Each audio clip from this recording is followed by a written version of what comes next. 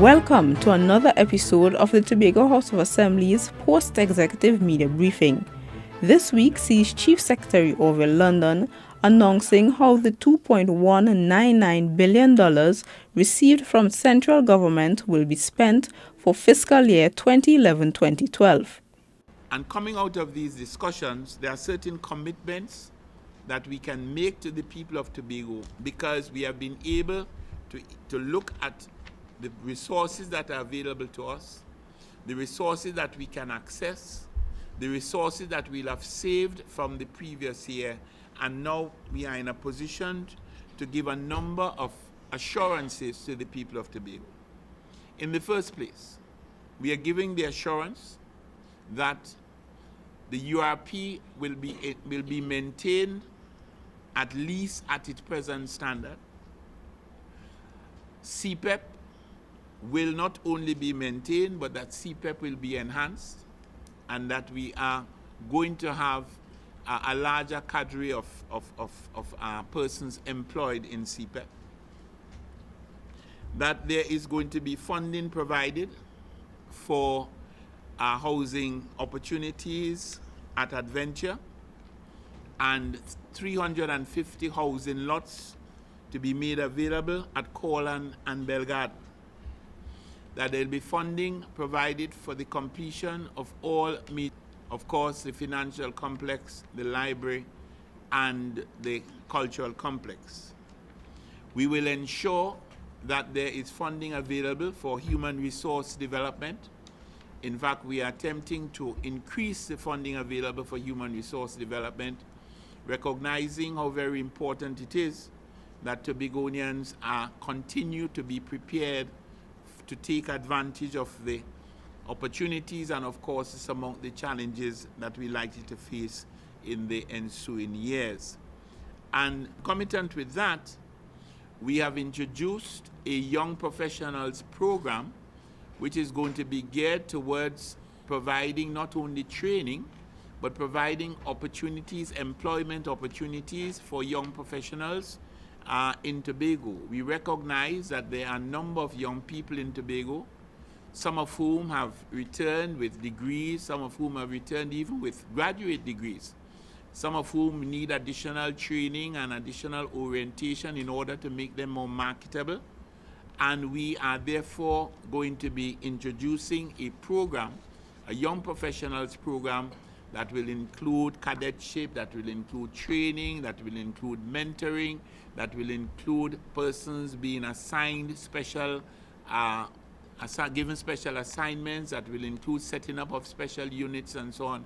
And each of the divisions has in fact made a commitment to look within their particular areas and to see ways and means by which this could happen. Now, one of the first people to benefit from that will of course be the nurses. We're going to be making efforts to ensure that those young nurses, that we have an opportunity to have them mentored and to have them brought into the system, but brought into the system in a way that they can derive benefit and that they could add value to the process. The road resurfacing exercise which has started, that is going to continue. We're also going to commit to funding of the mini malls that are under construction at Plymouth, at Cudder Hall, at Signal Hill, and at Argyle.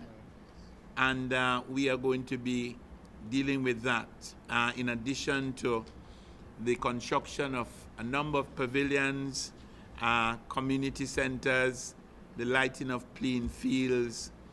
And we are definitely going to be treating with ensuring that those persons in Tobago who are socially disadvantaged, that we continue to enhance and continue to increase the opportunities for them to improve their quality of life. The Home Improvement Grant and the Home Improvement Subsidy programs, these programs will be maintained, and there are some other social assistance grant programs which will be introduced this year. We have ensured that there is funding available in the initial budget. In all of these areas, the funding in the budget was very, very much below what was required, and therefore we had to shift around and to use I would say, creative methods so as to ensure that the funding can be made available. And therefore, we are giving the funding necessary to encourage and to continue the Enterprise Assistance Grant Program, the Enterprise Assistance Loan Program, because we are very heartened by the kind of response and the kind of impact that these programs have been having, and the fact that we are possibly on the verge of nurturing a new entrepreneurial cadre of Tobagonians. And recognizing the challenges that we've had with tourism, we have agreed to increase the funding available for the tourism marketing by, I think, 80%, moving it from $60 million to $100 million, because we know that this is something that has to be done if we are going to be competitive in this very challenging environment. In fact, just today, we would have approved the continuation of the Tobago Go-Go initiative, which, according to the Secretary, has been responsible for an increase in visitor arrivals over the past year. And this is going to be continued. It's going to mean a significant investment, but I think we have already got the benefits from that. We have got a commitment from the Division of Education, Youth Affairs and Sport that the division will in fact be upgrading, refurbishing, enhancing all the hard courts on the island.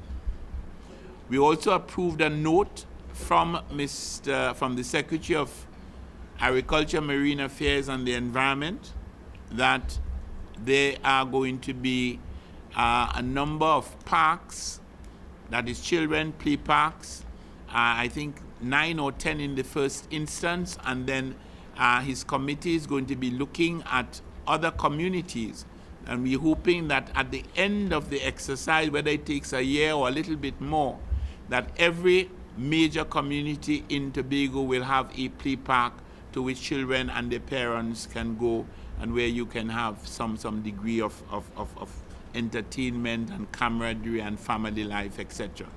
And finally, coming out of the Division of Agriculture, Marine Affairs and the Environment, we also approved, I think it was $29 million for the completion of agricultural access roads, the first phase of that, because again, we understand the importance of agriculture and the importance of facilitating all those agriculturists who are, some of whom are in fairly inaccessible areas at this point in time, and we're hoping that we're going to get the desired response.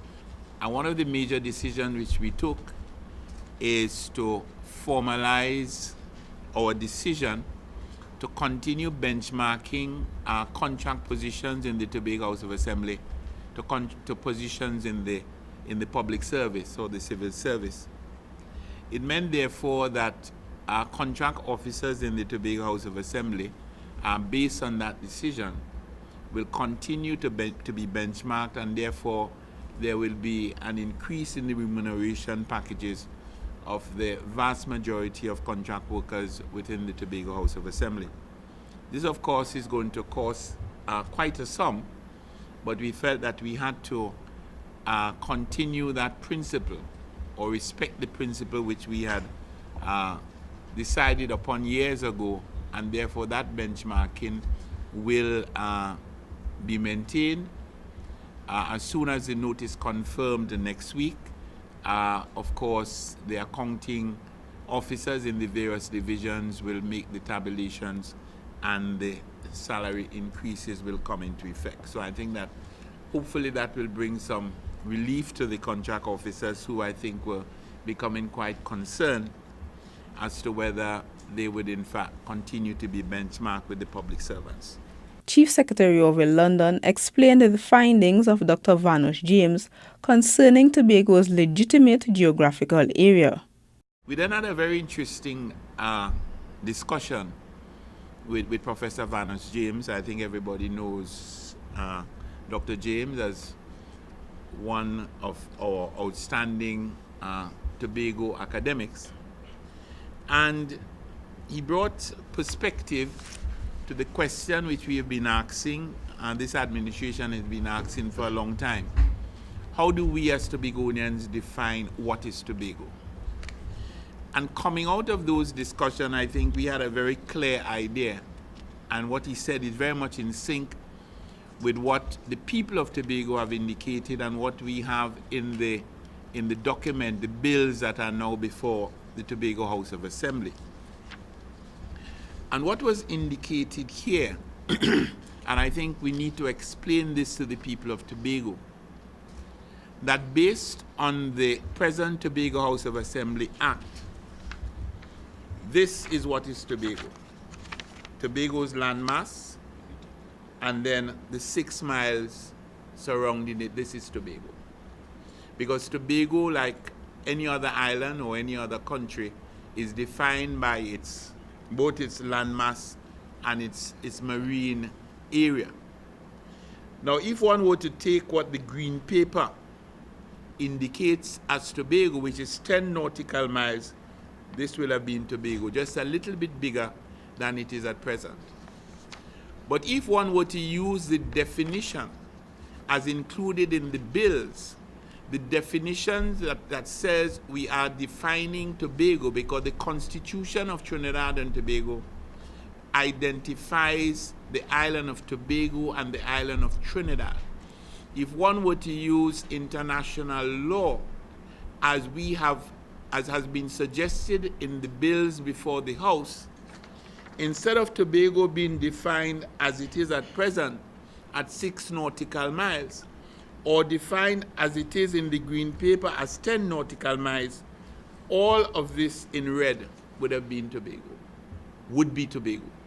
In other words, we have a situation where this is Trinidad and Tobago based on the last ruling when we had the dispute between Barbados and Trinidad and Tobago.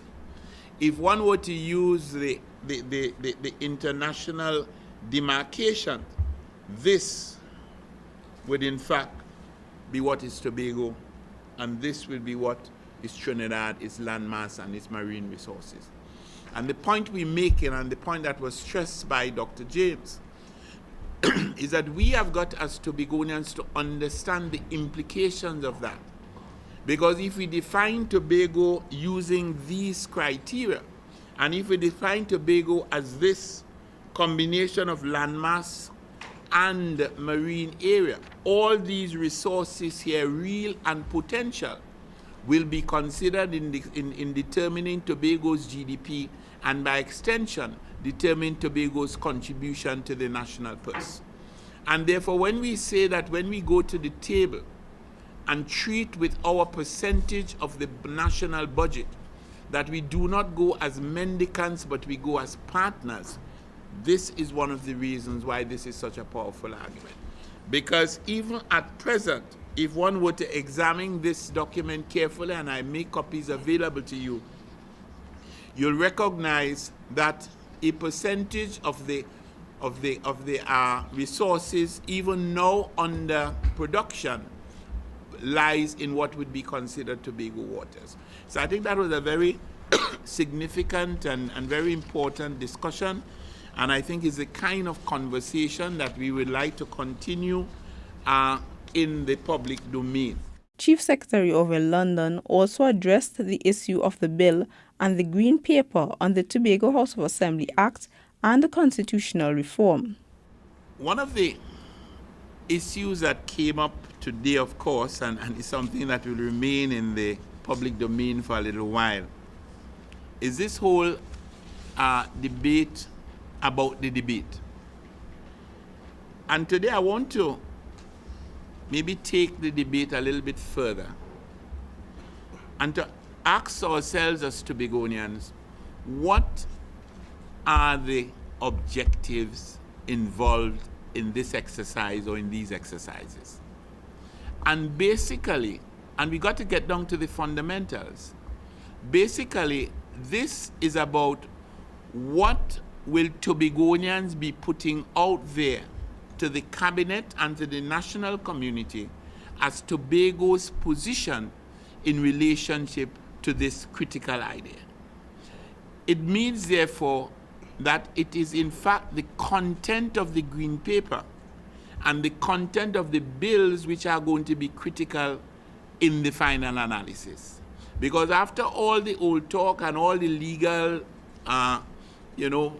just joistings and so on, at the end of the day, what is going to be out there is either a green paper representing ostensibly the views of Tobagonians or the bills representing the views of Tobagonians. And we therefore, from the Tobago House of Assembly, took the opportunity to compare the green paper, which some people are saying should be the Tobago position, and the bills which the people of Tobago are saying should be their position. And this is a document which has been prepared and which will be circulated, expressing exactly what the differences are. And I want to just read maybe 3 or 4 of them to identify why we consider this is something to which all Tobagonians should pay close attention. We spoke to one of them already. It's here. The green paper says, this is Tobago. The Constitution, the bills before the House accepted by Tobagonians says, this is Tobago. So that, in effect, if you follow the green paper, you're actually giving away 90% of what is Tobago. That is the reality, and the facts are here to prove it. The green paper says that Tobago is requesting 6.9% of the national budget. But in a situation where you bring all of this to the table, the Constitution and the amendments to the Constitution and the Tobago House of Assembly Act, the recommendation there is for a minimum of 8%. And the question has got to be asked, why are you going to start your negotiation at a lower level than you feel that you deserve and that the people of Tobago would have requested? The green paper does not speak about the right to borrow. Our Tobagonian, and when I say I'm speaking as a Tobagonian, our recommendation as Tobagonians is that we should have the authority to borrow both in the local and international markets for capital expenditure. So it means that when and we have that problem today, when Mr. Adams, as Secretary of Housing and Settlement, wanted to build 450 houses, he can only build maybe 200 or 250 because of limited resources. Because whereas at the national level, the Minister of Housing has access to borrowing, has access to bonds and whatever, so that he can have whatever resources he needs in order to do what he has to do. In our case, we are constrained by the cash available to us. And therefore, we're saying that if we are really to develop Tobago as we should, this should not be the situation. And then finally, because I'll hand around this, but finally, let me just say that one of the areas about which we're very clear about the significant difference is that whereas the green paper does not refer to it, and therefore we're going to have to be committed to the present situation, where in order to qualify for election in Tobago, you only have to live here for 3 months. The amendment to the Tobago House of Assembly Act and the Constitution before the House are saying that you should be living in Tobago for a minimum of 4 years, which means, of course, that you are in a position where you are able to identify who is a Tobagonian and therefore who should really vote in the Tobago House of Assembly or considered to be an elector. The point I am making is that we must, of course, be concerned and interested in the legal arguments. But at the end of the exercise, what will in effect be of importance to us and the next generation of Tobagonians is the document that Tobagonians put forward as their position, and the document that will, of course, not only guide but determine the kind of relationship that we eventually get.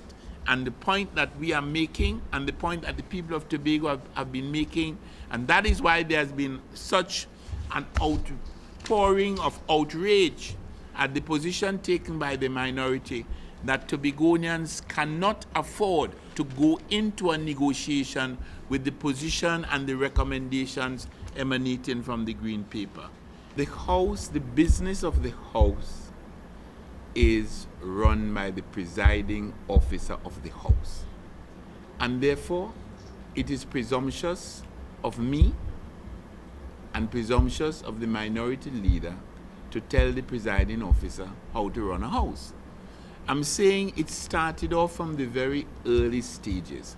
If the minority leader had a problem about the procedures in the House, those problems should have been taken up with the presiding officer. And it's very interesting that to date, those problems have not been taken up with the presiding officer. Anybody who has been in the House will know that the Chief Secretary has no standing in the House. In the House, the Chief Secretary is the member for Scarborough-Cudler Hall. There are 3 people who have standing in the House: the presiding officer, the leader of Assembly Business, and the minority leader. So that even the press does not have standing in the House. So discussing it with me or discussing it with the press does not affect the situation, and therefore I'm wondering if the minority leader is really serious. But the second aspect is this, that as far as we are concerned, the Green Paper has no legitimacy in the process. The people of Tobago in their thousands spoke. The people of the Tobago in their thousands had their concerns and their recommendations encompassed in these 2 documents called Amendment to the Constitution, Amendment to the Tobago House of Assembly Act. That, as far as I'm concerned, as a representative of the people of Tobago, is the only document with which I intend to have any kind of dealing, because that is the mandate that the Assembly gave us, that is the mandate that the people of Tobago gave us. So therefore, I am not prepared to consider, I'll be out of place. In fact, just like the minority leader, I'll be guilty of betrayal of the people of Tobago if I even consider treating with a Green Paper that does not represent the interests of Tobago, does not represent the recommendations coming from the people of Tobago, and in effect will tend to almost debunk that entire process in which so many Tobagonians have been involved for 4 years. Secretary for Finance and Enterprise Development, Dr. Anselm London, responded to the question of the THA acquiring extra funds for the completion of major projects.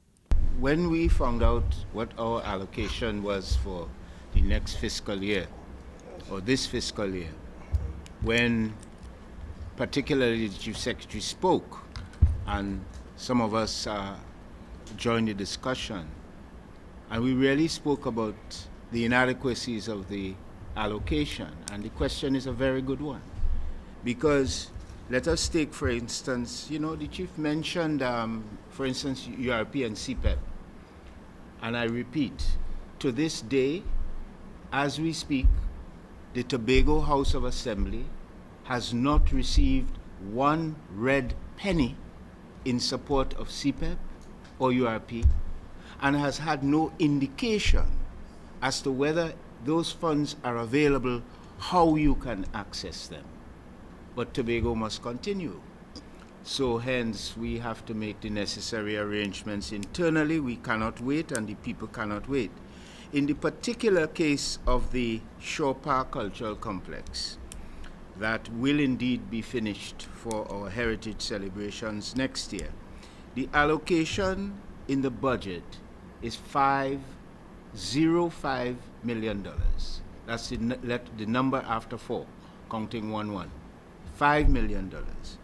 Mr. Sandy and the Division of Infrastructure, as we speak, must find $130 million to complete that fine structure you see in Shore Park. What I can assure you is that, as has been the practice in previous years, if, let's say in the fiscal year that has just ended, there's a 5 cents or a $5 or a 5 million or a 10 million left over, those resources do not remain unspent. They are recycled into the next year to assist Mr. Sandy or Mr. Adams in meeting their program requirements. So the very term unspent balance is a misnomer. These funds, if they are left over for all kinds of reasons, project delays or whatever, through no fault of the Assembly, those funds are used for things next year. We are not particularly good at magic. That is why we use those kinds of resources to support things like CPEP, etc., etc. But it's not alone. Certain other adjustments will have to be made within the development program and within the recurrent expenditure, and that's why this discussion will go on very late this evening, such that the priorities of the people of Tobago will be addressed and attended to. And that is why we can speak confidently about this being done and that being done. We cannot have everything, but we are here to make the decisions to ensure that those priorities are met. We will use the resources available, all the resources available, and we will shift things around as necessary to ensure that those priorities are met. I thought I should make that clear to you. Well, with pleasure and sadness too. With regard to the library, the allocation for this year was $5 million. After our discussions and going through all the details this morning, we need an additional $79 million to fix it, because the total cost to get the construction and all the fittings and all that computer stuff, we don't want to be second rate to anybody in the region. So when we say a library, it's not just a structure. It's all the things that ourselves, our children, grandchildren can go in and Mr. Sandy, in fact, needs $84 million to complete whatever construction work there is and to furnish the library to make it a world-class institution. Because you yourselves will argue with us. You have the building, but what about the fittings? And those have to be in there. And let me close off by saying it's a similar situation with the financial complex, where we got $5 million. And in the light of our discussions this morning, we need another $50 million or so to finish the work. And I can assure you, based on the discussions that we've had, that building is first class. The only thing that will probably beat it in Trinidad and Tobago is the library and the Shore Park Cultural Complex. We have to manage within the available resources that we have.